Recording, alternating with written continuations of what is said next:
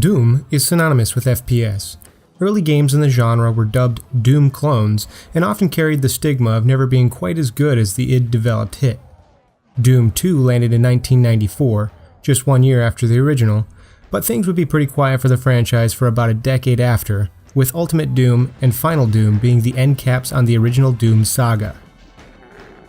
Doom 3 brought some new life to the franchise in 2004, focusing more on jump scares and horror elements than just mowing down endless hordes of hellspawn.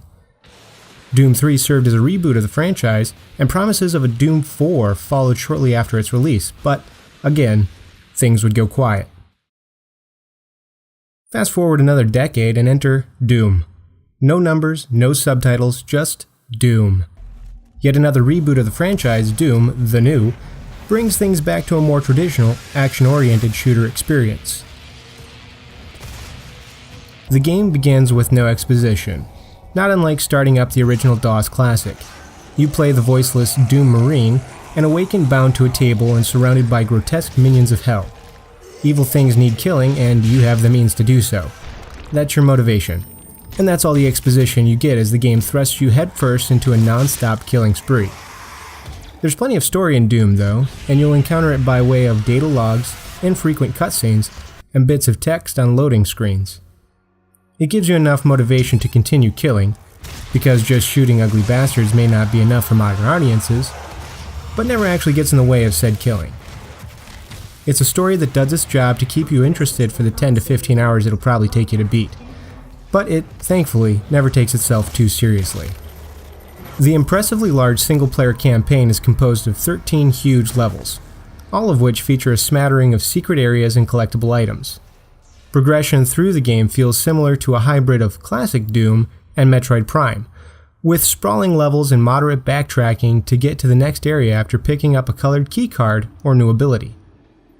There's plenty to go back for if you're a completionist, with dozens of well-hidden secrets to test your exploration skills, and gameplay challenges for meeting certain requirements in any given level. Not to mention just how damn fun the game is. It's incredibly replayable. Gunplay in the new Doom feels absolutely fantastic. Guns have weight, shots have impact, and just like the game that spawned the series, there's no reloading. You've got a number of rounds in your inventory, sure, but you never have to actively reload your guns, which have seemingly endless clips. Ammo is always in abundant supply as well. The game never leaves you out to dry, and if you do begin to run low on rounds, you can whip out the saw for a quick, on-demand ammo drop when you rip through a nearby enemy. To keep things balanced with the chainsaw, which can take down any non-boss enemy with one hit, the weapon runs on fuel, and harder enemies will consume more fuel. So a possessed will take 1 bar of fuel, a revenant will take 3, and a mancubus will take 5. As powerful as you feel never having to pause to reload, the game makes sure you never feel too powerful at any given time. There's plenty of death to be had in Doom, and depending on your difficulty, you'll probably get more than your fair share. Outside the campaign, the game offers a variety of multiplayer modes in addition to a scenario editor called Snap Map.